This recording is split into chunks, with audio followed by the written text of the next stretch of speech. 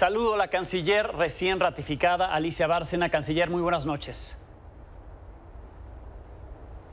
Muy buenas noches, ¿cómo está usted? Gusto en saludarle. Igualmente, primero preguntarle cuáles son las prioridades en las que ya está trabajando la Cancillería en cuanto a política exterior. Entiendo que desde el mes de junio usted ya asumió el cargo, hoy la ratifican en el Senado. ¿Con qué inició este periodo?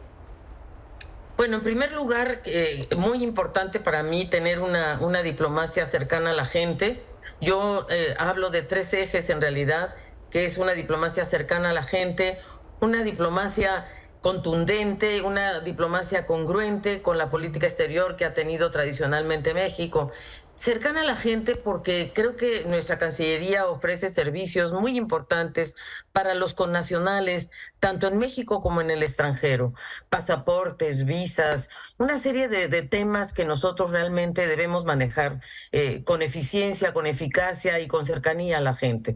Eso lo hemos hecho en estos 2 meses, hemos tenido algunas desgracias en el extranjero, hemos tratado de estar con mucha puntualidad con los familiares, con las personas afectadas y realmente tratando de apoyar a través de nuestros consulados y nuestras embajadas. Tenemos 80 embajadas, 72 consulados, así es que es una gran red que debe de ser de protección y de apoyo a todos los mexicanos, sobre todo mexicanos y mexicanas que están en el exterior. Sí. Comprometida con el proyecto de transformación que ha emprendido el presidente Andrés Manuel López Obrador y que yo me siento muy honrada de que me haya nombrado en este cargo, porque en realidad para mí es un sueño poder estar aquí. Sé que tenemos poco tiempo, yo le he dicho, no soy una diplomática de carrera, soy una diplomática de la carrera, porque nos queda pocos meses. Y en esos pocos meses, la verdad es que me interesa muchísimo ser contundentes, trabajar muy de cerca con la Secretaría de Economía en, por ejemplo, la conclusión del Acuerdo Global Modernizado en Europa, en poder apoyar la implementación de nuestro Acuerdo de Libre Comercio, sobre todo en las fronteras, apoyando, impulsando la infraestructura en la frontera norte, pero también trabajando en un gran tema importantísimo que es la migración, verla desde la perspectiva integradora, verla desde sus causas, desde sus orígenes. Yo vengo de la CEPAL, como usted sabe, y para mí siempre ha sido muy relevante entender las causas estructurales, por qué la gente tiene que moverse y migrar, por qué no puede ser una opción y no una obligación. Y creo que ahí el presidente me ha instruido de una manera contundente que yo vaya a conversar con los 6 países que están en cierta medida que están expulsando grandes cantidades de migrantes para ver cómo podemos articular una política de desarrollo y de cooperación con ellos, como se ha hecho en Centroamérica con Sembrando Vida, Jóvenes Construyendo el Futuro. Y la migración también. Obviamente tenemos un gran socio en la frontera norte de 3.152 kilómetros, que es Estados Unidos, y debemos tener una relación como la estamos llevando de hecho, que es bastante fructífera porque procede a partir de mecanismos que existen. El tratado es uno, pero hay el acuerdo, el encuentro bicentenario, que es muy importante, que sustituye a la iniciativa Mérida, en donde tenemos un grupo de trabajo binacional de seguridad, donde abordamos el tema de las drogas, donde abordamos el tema de las armas, donde abordamos el tema de la seguridad, donde abordamos el tema de la migración y de cómo abrir vías regulares de migración hacia Estados Unidos, en donde ha habido un avance importante. Entonces, hay una agenda muy rica en la Cancillería, obviamente los temas multilaterales, qué decir del cambio climático, vamos en 2 semanas más, vamos a la Asamblea General a presentar lo que ha logrado México a través de la Secretaria de Economía, Raquel Buenrostro. También vamos a participar en financiamiento para el desarrollo, en la Cumbre del Futuro, es decir, cómo llevamos el mensaje de México hacia el exterior y cómo aprendemos también de los países de afuera para traer las experiencias hacia el nuestro. Entonces hay una agenda muy enriquecedora, pero como le digo, hay prioridades. Sí. Mi prioridad es que la Cancillería brinde servicios de muy buena calidad, acercarnos a la gente, de tener una agenda, una diplomacia económica contundente y de tener, por supuesto, una mirada de seguridad humana en el tema migratorio. Sí, en el tema migratorio, desde la CEPAL yo veía con mucha atención este proyecto, esta propuesta para ir a las causas de la migración. Incluso vi cuando usted lo presentó aquí en Cancillería, cuando todavía dirigía la CEPAL. ¿Se puede todavía atender esas causas? Vemos que los flujos no paran, incluso aumentan. De hecho, ese es uno de los grandes temas que me interesa mucho potenciar, porque mire, los tres países del norte de Centroamérica, que son Guatemala, Honduras y El Salvador, Sí. El Salvador está, los salvadoreños están migrando menos hacia México, pero qué duda cabe que Guatemala y Honduras no. Ok. Y ahora con el cambio de gobierno que va a haber en Guatemala, con Ujú. Bernardo Arévalo, creo que vamos a poder retomar una relación muy estrecha para poder justamente irnos a las causas estructurales de la migración, que mucho está relacionado con la falta de empleo, de oportunidades, de pobreza, de desigualdad, y ojalá podamos colaborar e incluso también invitar al sector privado a que nos apoye para ofrecer empleos a muchos de estos centroamericanos. Le voy a poner un ejemplo. Sí. En el caso de Honduras, Honduras es un gran productor de café y nosotros en México podríamos comprarle más café a Honduras y apoyar precisamente a los productores. Y también hacer cadenas de valor, porque hoy México tiene una posición geográfica y geoeconómica privilegiada, porque tenemos a Norteamérica y muchas empresas están viniendo hacia Además. nosotros con el nearshoring, el reshoring. Entonces, estamos atrayendo inversiones y muchas oportunidades y creo que es el momento de ampliar estas oportunidades hacia Centroamérica y Sudamérica y con ello apoyar justamente estos, yo diría, estas poblaciones que migran con tanto dolor. Y por supuesto México tiene una capacidad instalada muy importante de estaciones migratorias, Ujú. de albergues, del DIF, donde la sociedad civil participa, donde la iglesia participa. Creo que tenemos que unir esfuerzos para que el tránsito de los migrantes y sobre todo ver la migración en su integración, o sea, el origen, el tránsito, el destino y el retorno, abordar, en fin, a la movilidad humana, vamos a ponerla así, desde una perspectiva de desarrollo integral, con una visión social y una visión económica. Sí, cuando me habla de la posibilidad de más visas, lograr que Estados Unidos dé más visas desde los países de origen, pero también para quienes están en tránsito, ¿lo pudo ya discutir en las recientes reuniones que tuvo allá en Washington? Si es posible que amplíen. Sabemos que tienen actualmente un programa, que las han ampliado, pero todavía parecen insuficientes.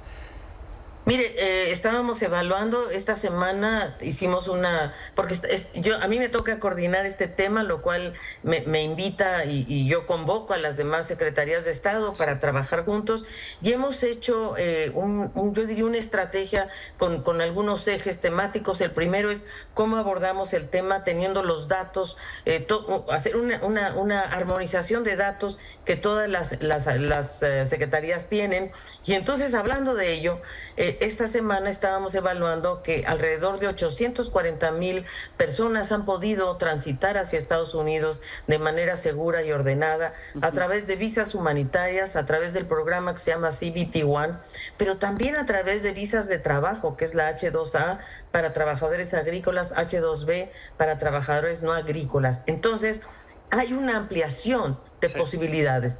Que tenemos que hacer más, por supuesto. Que yo estuve en Washington y tuve la oportunidad de conversar con el secretario de Estado, Anthony Blinken, con Alejandro Mayorkas, Ujú. de migración, y estuvimos viendo qué otras oportunidades podemos abrir, y sobre todo en el sureste, porque a nosotros lo que nos preocupa es que cuando el migrante llega a nuestro país y transita dentro del país, hay un gran sufrimiento en el Sí. camino. Entonces, quizá podamos armar algo en el sureste mexicano con mayor potencia para poder apoyar justamente la migración, que finalmente es un derecho y que nosotros debemos proteger. Correcto. Escuchaba yo la respuesta a las preguntas que le hacían después de ser ratificada, después de rendir protesta en el Senado, sobre la coyuntura electoral. Le tocarán en estos meses procesos electorales tanto en México, el nuestro, como el de Estados Unidos. Entendía yo en la respuesta que entonces seguirá, digamos, la defensa de nuestro país ante discursos, por ejemplo, de odio, xenófobos y ataques constantes. En este caso, la mayoría vienen de políticos republicanos. Absolutamente, mire, ya hemos tomado algunas acciones bastante contundentes. Con estas, en primer lugar, el tema de las boyas que ha instalado Además. el gobernador Abbott en Texas, en el río Bravo, que en un principio estuvieron más del lado nuestro, ¿verdad? Y ellos hicieron 300 metros de boyas, ¿no? No es que sea una cosa tan grande, son 300 metros de boya, pero la mayor parte de ellas estaban del lado del río Bravo, Okay. entonces del lado nuestro, mexicano. Entonces, lo primero, nosotros hemos mandado, en primer lugar, 3 notas diplomáticas muy severas, muy fuertes, y hemos contado, la verdad, con el apoyo del gobierno federal de Estados Unidos, porque esta fue una medida estatal, Sí. en donde el Departamento de Justicia de Estados Unidos puso una demanda ante la Corte Federal para, digamos, para que se retiren lo las quiten, boyas. claro. ¿No? Es que no hay otra cosa que hacer que retirar esas boyas del río. Y entonces estamos esperando la determinación del juez. Ya se hizo en cierta medida, las audiencias ya se llevaron a cabo. Y bueno, tenemos otros instrumentos, porque en realidad el manejo del río Bravo, Grande, como le llaman ellos, procede de un acuerdo internacional de la Comisión Internacional de Límites de Aguas, que firmó un tratado en 1944, 1970. Entonces tenemos derechos para poder seguir en cierta medida luchando para que se retiren esas boyas. En el caso de Florida, que el gobernador DeSantis, como usted sabe, puso esta ley, la verdad, una ley antimigrante que se denomina SB 1718, y en ese caso lo que estamos haciendo nosotros es apoyando a las comunidades migrantes mexicanas que están en Florida, y lo hemos hecho a través de una figura que se llama Amicus Curiae, que es Amigos de la Corte, y ahí estamos acompañando a las comunidades mexicanas en Florida para lograr la suspensión de dicha ley. Entonces, sí estamos actuando con mucha fuerza, porque ofrecemos, por supuesto, posibilidades de diálogo y amistad, y en eso quiero decir que el presidente López Obrador y Biden tienen una relación inmejorable, la verdad, inmejorable, y se ha logrado un camino, un espacio de diálogo, pero también necesitamos respeto. Mucho respeto a nuestra soberanía, como también estamos dispuestos a darlo a nosotros mismos. Sí. Sigue la campaña que se emprendió desde los consulados de defensa de nuestro país y se dijo para evitar que se vote por republicanos. ¿Esto se mantiene en su periodo? O sea, de que nosotros podamos ayudar a nuestros connacionales, por supuesto. Es decir, nosotros vamos a tener una actitud positiva. Finalmente la decisión de quién gane las elecciones de Estados Unidos es de ellos, ¿verdad? Ellos tomarán su decisión. Pero nosotros lo único que sí quiero es informarle al pueblo de Estados Unidos la enorme contribución que hacen nuestros connacionales a su economía. Porque, por ejemplo, nuestros connacionales que trabajan allá ya están participando en la economía de una manera muy importante. Alrededor de 9.800 millones de dólares es lo que nuestros connacionales pagan de impuestos allá cuando están trabajando, tanto en los impuestos federales como locales en el IVA, y el 85% de su salario lo consumen en Estados Unidos. Entonces, o sea, la verdad es que tenemos que cambiar el paradigma y la percepción, porque nuestros connacionales son grandes trabajadores, grandes luchadores, y eso es lo que tenemos nosotros que comunicar. De allá para acá, mencionaba usted, se impedirá o se exigirá la no injerencia de Estados Unidos para el proceso electoral. ¿Ven que hay intento de incidir en el proceso que apenas va a iniciar? No, la verdad que no. Incluso hasta me sorprendió la pregunta que me hicieron hoy saliendo del Senado, porque la verdad que no hemos detectado nada de eso. Hasta ahora, creo, el gobierno de Estados Unidos ha sido muy respetuoso de nuestros procesos. Están, por supuesto, atentos y observando, porque es natural, pero la verdad es que yo no veo ningún riesgo, ningún problema, ninguna interferencia. Así es de que creo que estamos pasando un buen momento en la relación con Estados Unidos, y espero que así siga, al menos en todo este periodo que me va a tocar a mí. Bien, me dice que tiene poco tiempo, pocos meses. Sí. ¿A usted le gustaría quedarse más? Bueno, eso no depende de mí para nada. Yo lo único que quiero es hacer muy bien mi trabajo en los próximos 12 meses y 24 días. Y eso es lo que ese es mi norte. Mi norte es que en estos 12 meses podamos lograr cosas concretas, muy específicas, y realmente podamos aportar al gobierno de transformación que ha planteado el presidente López Obrador. Bien, la postura de la Cancillería y del gobierno mexicano frente a países como Nicaragua, Venezuela, Cuba, ¿cambiará? ¿Se mantiene? Mire, nosotros hemos afirmado, primero, la verdad que la doctrina Estrada para mí es una doctrina muy importante. Si podemos apoyar para que, por ejemplo, para que en el caso de Cuba o Venezuela se les retiren las sanciones, yo creo que eso sería una gran solución, y quizás México pueda ser un buen interlocutor para lograrlo. Y en el caso de Venezuela, pues ojalá y se pueda llegar a algún acuerdo ya de carácter electoral entre la oposición y el gobierno actual, y ahí México también está jugando un papel en ese diálogo, porque si lo hacemos, realmente nos vamos a las causas de la migración o a las causas de la problemática social. Y en el caso de Nicaragua, nosotros le hemos ofrecido, hemos abierto las puertas a todos los nicaragüenses que desean pedir asilo a México, y desde luego estamos muy atentos a lo que está ocurriendo en ese país, en ese hermano país que queremos tanto a los nicaragüenses, yo debo decir, y por lo tanto queremos que les vaya bien, y en eso México va a aportar lo mejor que puede. Canciller, le agradezco muchísimo su tiempo. Gracias a usted por la oportunidad. Gracias a la canciller Alicia Bárcena en la primera entrevista después de ser ratificada por el Senado.